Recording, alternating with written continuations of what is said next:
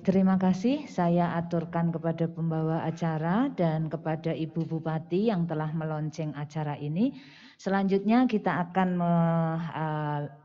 mengadakan talk show supaya pengetahuan masyarakat tentang stunting meningkat. Kira-kira talk show hanya akan dilaksanakan sekitar 20-30 menit dengan narasumber yaitu kami panggil Dr. Agus Wijanarko, SSIT, MKes. Monggo dokter dipersilahkan.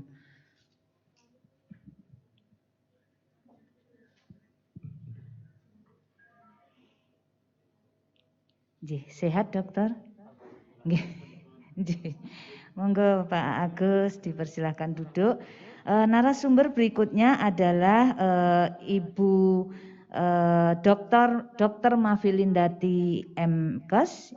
Beliau di sini mewakili pemerintah Kabupaten Sleman untuk bisa memberikan pengarahan atau pengetahuan tentang kebijakan di Kabupaten Sleman tentang stunting. Monggo Dr. Mafilindati Nuraini MKes, kami persilahkan. Sehat Ibu? Monggo dipersilahkan duduk. Bapak Ibu yang saya hormati, baik di Hotel Alana ini maupun di Kapanewon yang mengikuti secara daring maupun di puskesmas dan di warung-warung, juga juga kader-kader kesehatan yang mungkin mengikuti. Kita akan berbincang-bincang tentang stunting di Kabupaten Sleman dengan Ibu narasumber Dr. Mafilinda dan Dr. Agus Wijanarko selaku ahli di bidang gizi dan stunting ini. Yang pertama Ibu, mungkin kita akan menanyakan tentang stunting di Kabupaten Sleman. Bagaimana keadaan stunting itu sendiri di Kabupaten Sleman dan apa kebijakan yang ditempuh Ibu untuk mengatasi ini? Monggo Ibu.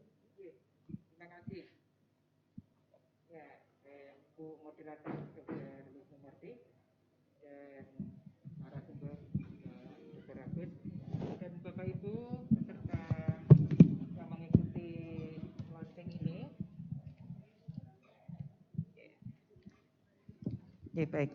Bismillahirrahmanirrahim. Assalamualaikum warahmatullahi wabarakatuh.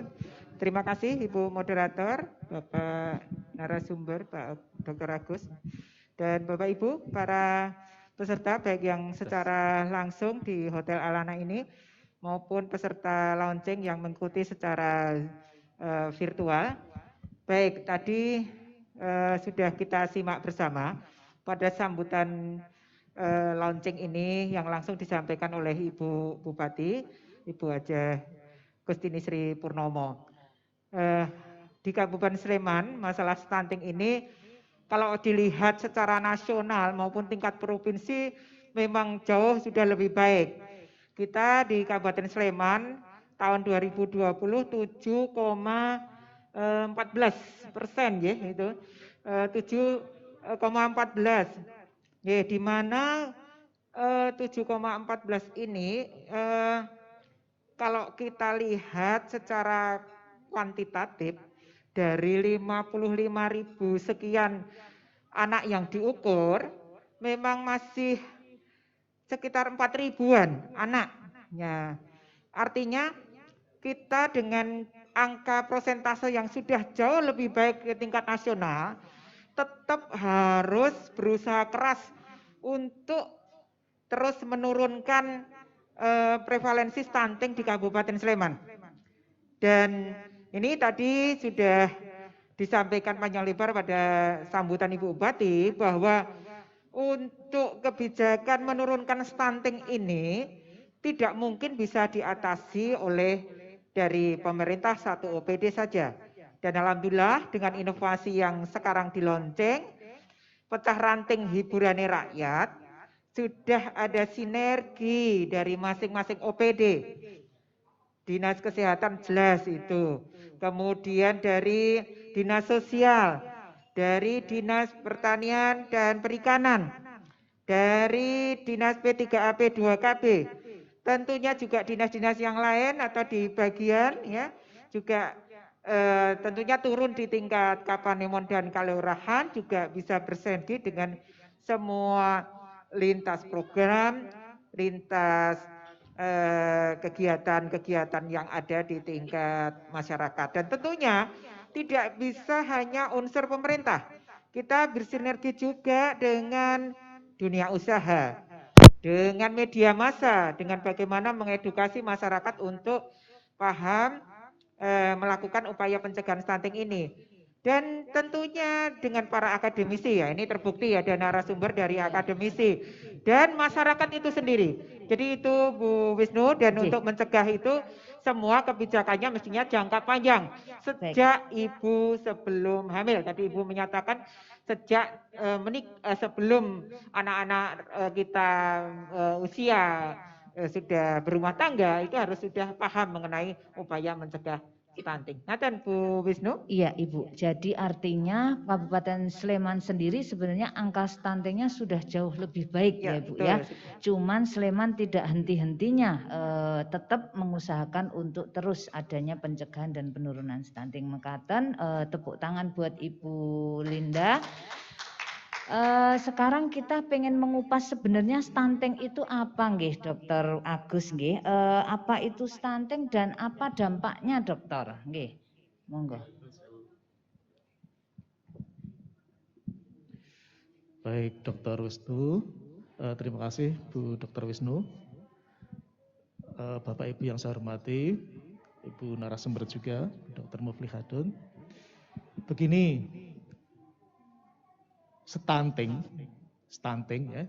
Ini sebenarnya kata dari Inggris. Artinya kata yang berasal dari bahasa Inggris. Mengadop dari kata yang berasal dari bahasa Inggris. Stunting gitu.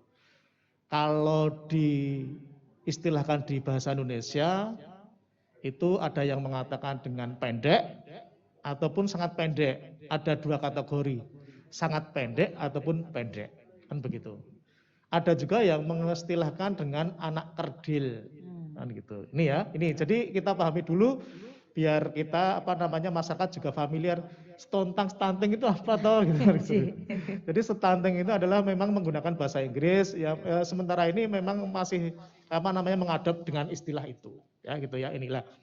Kemudian apa gambarannya, definisinya stunting itu ya. Stunting itu sebenarnya adalah gangguan pertumbuhan pada anak. Ya. Kalau anak tumbuh itu berarti dia mengalami tambahnya tinggi badan. Ini tambah tinggi badan, sehingga karena ada gangguan pertumbuhan ini, ya, dan jangka waktunya relatif lama, terjadi secara kronis, ya. Gangguan pertumbuhan, tinggi badan, terjadi waktunya lama, terjadi kronis, menyebabkan ataupun mengindikasikan si anak ini akhirnya dia lebih pendek dibandingkan anak-anak sepantarannya. Jadi lebih pendek dibandingkan anak-anak sepantarannya. Andaikan misalkan ada 5 anak, usia 4 tahun semuanya bermain-main kemudian diajak berdiri jejer gitu. Yang 4 anak itu tingginya misalkan rata-rata begitu. Ada 1 anak yang lebih pendek, itu adalah salah satu gambaran contoh stunting untuk mengindikasikan secara sederhana. Namun kalau teman-teman yang bergerak di bidang kesehatan sudah tahu caranya bagaimana untuk mengukurnya. Ya, dibandingkan dengan standar ada ukurannya. Ngaten Dr. Wisnu. Nah, kemudian tadi dampaknya ya Dr. Wisnu ya. Dampaknya nggih. Tadi kita sudah melihat langsung tayangan baik dari Dinas Kesehatan ataupun amanah dari Bu Bupati, kemudian juga video-video tadi dari juga Kepala BKKBN dan sebagainya menyampaikan bahwa dampak stunting ini kalau dari video tadi dikaitkan secara ekonomi itu akan merugikan 300 triliun per tahun pendapatan bruto di Indonesia ini. Tidak main-main loh ini, 300 triliun. Sekali ya. Banyak sekali, atau 3% dari pendapatan bruto. Namun tidak sekedar dinilai dari finansial. Ini sebenarnya yang lebih berat lagi adalah kaitannya tadi ada pengistilahan dengan lost generation. Generasi yang hilang. Generasi yang hilang itu bagaimana? Apakah nanti anak-anaknya hilang, tidak ada anak-anak? Tidak. Apakah nanti pada tahun tertentu tidak ada generasinya tidak ada kelompok itu? Tidak. Tapi hilangnya generasi itu adalah hilangnya generasi yang berkualitas. Lost generation ini sebenarnya pernah diungkapkan sudah diwanti-wanti dulu oleh pakar gizi di Indonesia Prof. Sukirman. Hati-hati dengan kurang gizi, hati-hati dengan masalah gizi buruk, dan sekarang hati-hati dengan stunting. Lost generation. Kemudian dampak-dampak lainnya sebenarnya sudah banyak kajian, nanti akan mengurangi nilai kecerdasan ataupun kecerdasan si anak. Ini pada saat pertumbuhan nanti lagi, dia apakah remaja ataupun dewasa, dia akan mudah mengalami kegemukan. Kok iya? Karena sebenarnya dalam proses gangguan pertumbuhan tadi ada juga gangguan proses-proses pembentukan organ tubuh. Sehingga dalam tubuh ini tidak bisa maksimal, nantinya akan mudah sakit, mudah kegemukan, kemudian menjadikan resiko-resiko penyakit yang lainnya, terutama adalah penyakit yang tidak menular. Itu Dr. Wisnu dan Bapak Ibu yang ada di forum ini. Begitulah dampaknya yang luar biasa, sehingga sekarang ini pemerintah pusat sampai pemerintah desa bahu-membahu dan gotong royong untuk menangani ini. Matur nuwun sementara itu dulu.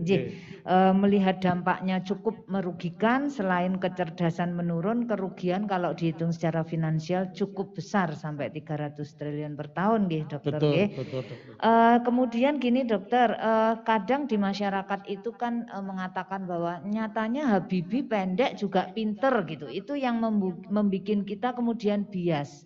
Mungkin stunting itu tidak dialami Habibie waktu 1000 hari pertama kehidupan, karena katanya beliau suka makan ikan karena hidup di dekat lautan begitu nggih Ibu Mafilinda Tinggi. Jadi bagaimana kita menjelaskan orang-orang pada umumnya dokter untuk pengertian bahwa pendek nyatanya yo lincah do pinter gedenya. Nah itu bagaimana dokter sebaiknya? Mungkin Ibu juga bisa memberikan ini karena terjun di masyarakat ya Bu ya.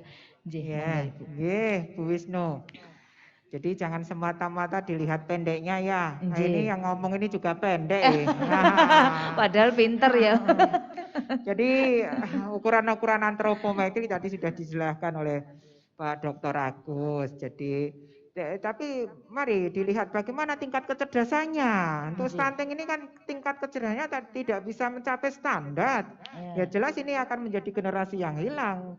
Cita-cita orang tua yang luhur untuk anak-anaknya bisa lebih baik dari orang tuanya dengan tingkat kecerdasan seperti itu, sekolah ra maju-maju, hitung tulis susah, matematika saya meneh itu ya. Susah sekali kalau tingkat kecerdasannya kurang karena perkembangan otak terganggu sejak dalam kandungan itu yang membedakan. Dan kadang tadi Pak Dr. Agus menyampaikan anak-anak stunting ini nanti karena ada kegagalan dari organ bisa menjadi lebih obesitas atau gemuk. Nah ini yang kadang juga salah kaprah, dikiranya sudah begitu bagus gizinya, padahal dari multi organnya ada gangguan sehingga nanti waktu dewasa mempermudah terjadinya penyakit-penyakit degeneratif. Jadi itu yang membedakan masalah tingkat kecerdasan dan nanti imbas pada kelainan-kelainan organ di tubuh si anak stunting. Ngaten Bu Wisnu. Jadi tidak hanya melihat fisik ya Bu ya, tapi kecerdasan itu bagi anak stunting memang juga menurun ya Bu ya, tidak hanya pertumbuhan. Begitu Pak Agus mungkin bisa menambahkan? Nggih, leres sekali. Jadi begini, ini memang masyarakat sering mengkontradiksikan. Gitu. Itu Prof. Habibie almarhum cerdas sekali bahwa bahkan IQ-nya maaf kalau tidak keliru melebihi Einstein dan sebagainya kan begitu. Ini kan gitu. Nah ini. Ya, beliau memang maaf relatif pendek gitu toh. Tapi beliau tidak mengalami gangguan pertumbuhan. Gitu.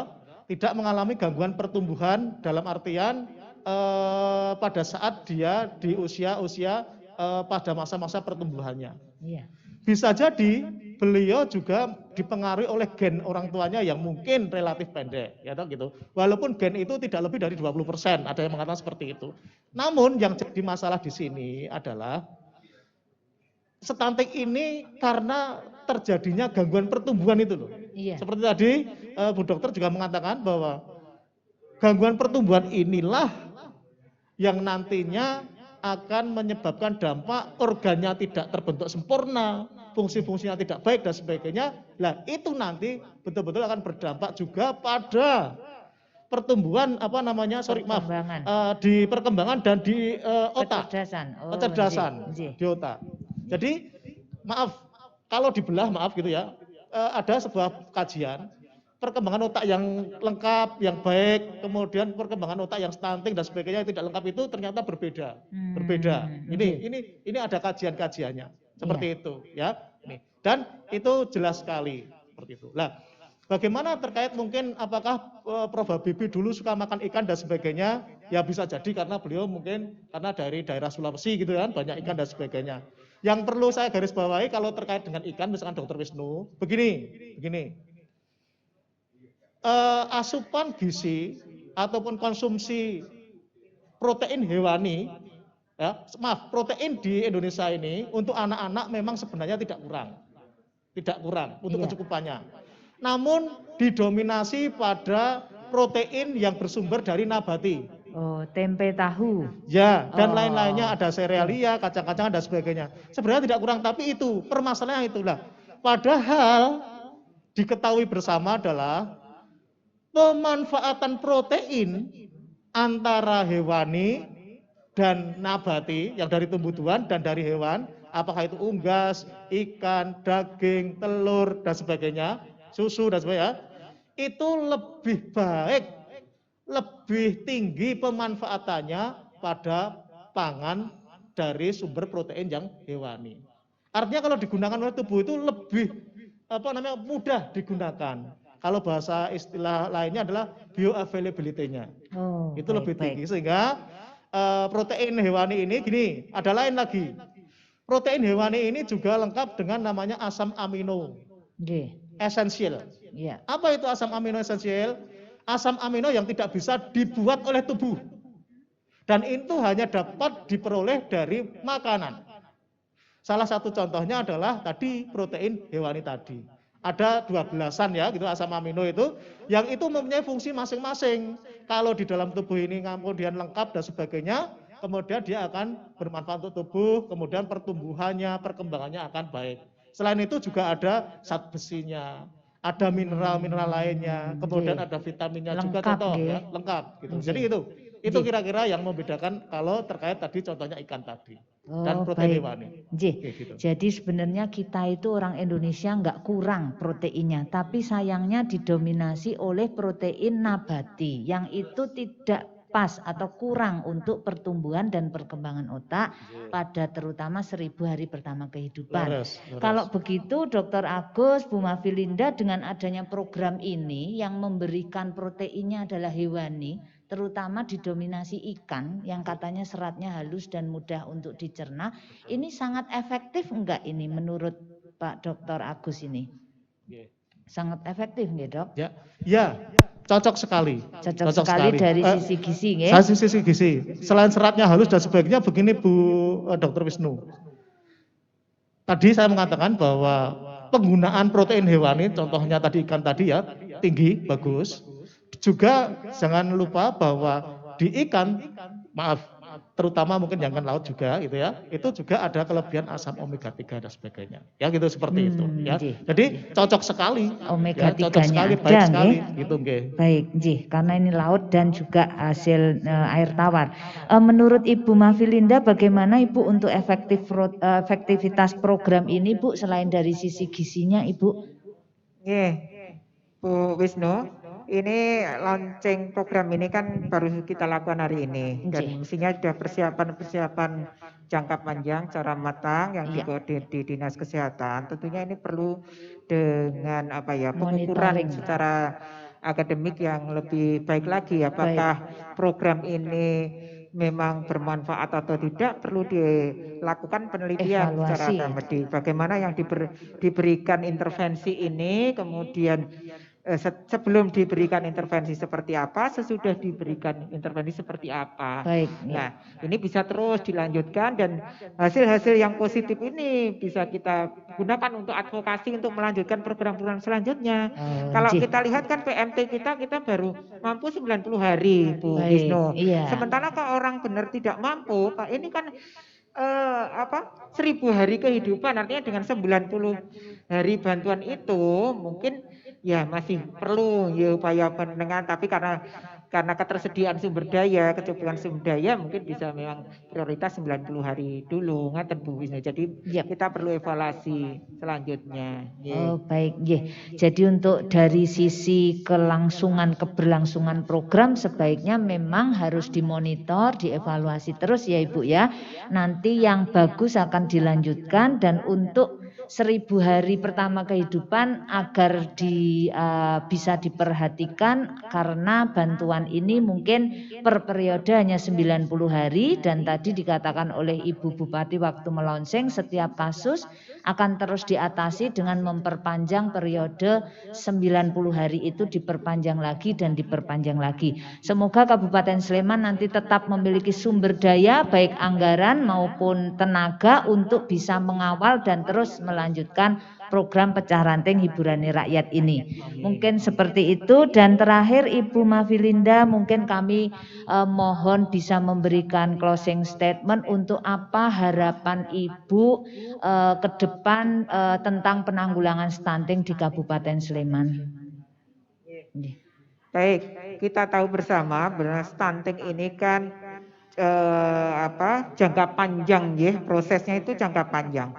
Maka untuk menanggulangi itu semua, mari kita sejak awal ya, sebelum generasi kita, anak-anak kita menjadi calon ayah, calon ibu, harus sudah lebih paham bagaimana mencegah nantinya kalau mereka hidup berumah tangga, mempunyai anak, keturunan, itu bisa mencegah stunting ini dengan pengetahuan-pengetahuan yang ada. Dan mari kita sinergi ini kita terus lanjutkan.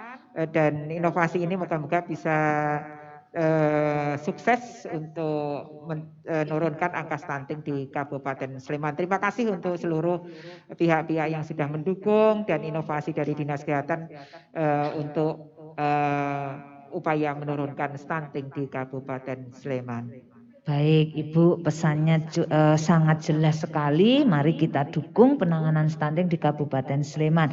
Untuk closing statement dari pakar gizi, bagaimana Bapak untuk penanggulangan stunting dari sisi gizi agar pesan ini bisa dilaksanakan oleh masyarakat semua? Baik Dr. Wisnu, begini Bapak Ibu, stunting itu bisa dicegah. Stunting itu bisa dicegah. Terbukti Kabupaten Sleman dari angka 11% sekarang tinggal 7,24% kalau tidak keliru tadi, sekitar 7%. Itu bisa dicegah. Artinya karena stunting ini bisa dicegah, monggo bareng-bareng gotong royong kita untuk mencegah stunting ini, supaya kita tidak akan memiliki generasi yang hilang. Baik. Ya, lost generation. Nah, dengan bagaimana caranya sudah kita ketahui bersama, stunting itu penyebabnya ada 2 tadi, ya toh? Ada asupan gizi yang kurang, kemudian ada infeksi, dan tadi berbarengan juga kadang-kadang dengan terjadinya gizi buruk dan sebagainya. Nah, dalam artian Ibu Bupati sudah menyampaikan ada yang spesifik, ada yang sensitif. Nah, pecah ranting hiburane rakyat ini merupakan salah satu bentuk inovasi untuk mencegah stunting itu, karena di dalamnya akan ada intervensi-intervensi terkait asupan gizi, terkait hal-hal lain dalam pola asuh dan sebagainya, sehingga stunting di Sleman ini bisa kita cegah bersama. Mudah-mudahan Sleman akan bebas stunting. Amin ya rabbal alamin. Matur nuwun. Terima kasih Dr. Agus Wijanarko selaku narasumber yang telah memberikan edukasi, juga Ibu Dr. Mafilinda Nuraini MKes yang mewakili Kabupaten Sleman untuk memberikan edukasi kepada kita semua melalui talkshow pada hari ini pada acara lonceng pecah ranting hiburan rakyat. Dengan closing statement dari beliau semua maka berakhir sudah talkshow pada hari ini. Kurang lebihnya kami mengucapkan permohonan maaf dan salam sehat buat kita semua. Terima kasih. Assalamualaikum warahmatullahi wabarakatuh.